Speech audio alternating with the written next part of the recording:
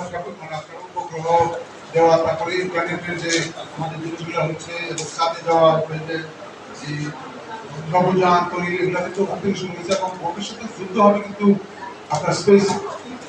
আমাদের যে ফড়িং আছে না, ফড়িং, এই ফড়িং কিভাবে উড়ে, এটা কিন্তু দেখে একদম লিখেছেন যে এই ধরনের যান আমাদের তৈরি হবে ভবিষ্যতে, এবং এটা একদম কল্পনা করছে না। তারপরে যে বিজ্ঞান নিয়ে যারা করে তাই তো দেখি কি করা যায়, তারা কিন্তু একসময় হেলিকপ্টার তৈরি করেছে। এই দুনিয়াতে আমাদের যা কিছু আমরা দেখতেছি, এটা কিন্তু কেউ না কেউ কল্পনা করেছে প্রথমে, তারপরে এটাকে একজন বাস্তবে দিতেছে, এবং সেগুলো আমরা কিন্তু ওই যে আজকাল যে উপভোগ করতেছে, যে বিদ্যুৎ, আপনার যে কোনো জিনিস যেগুলা সব কিন্তু ওই বিজ্ঞানী, সাহিত্যিক, কবি যারা কল্পনা করছেন তাদের থেকে আমাদের এসেছে। তো আপনাদের স্থান সমাজ এবং বিশ্বের অতি উন্নত। এই জন্য হয় কি, যারা কবি সাহিত্যিক তাদের জীবন কিন্তু খুব কঠিন, এবং ম্যাক্সিমাম লোক যারা বড় লোক হয়ে যায় তারা কবি সাহিত্যিক থাকে না, তারা ধর প্রযোজক হয়ে যায়, মালিক হয়ে যায়, আর একটা বই কষ্ট করে যে এই জীবনটা আমার দিয়ে যাবো কিন্তু একটা জিনিস করে যায়।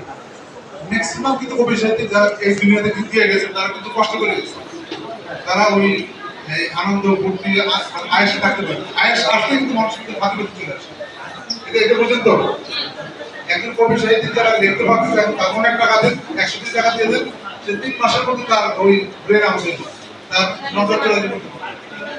তো আল্লাহ কাকে কোন পথে রাখে, কোন লাইনে রাখে, মানে ধর্মীয় লাইনে, বিজ্ঞানের লাইনে, রাজনীতি, কবি সাহিত্যিক, উনি জানেন। এবং বিশ্বে যত কবি আসছে, এই যে এক একটা দেশের স্বাধীনতার আগে যারা কবি আসছে, তারা এই যুদ্ধে সাহায্য করছে না, উদ্বুদ্ধ করছে না। তো এই প্রত্যেকটা ফিল্ডে কিন্তু কবি সাহিত্যিক যারা আছে তারা কিন্তু সমাজের নেতা, অনেক হয়তো জানেও না যে করে গেছে। আমরা হয়তো দেশের প্রধানমন্ত্রী, রাষ্ট্রপতি, দৌড়তে দিই, তাই না?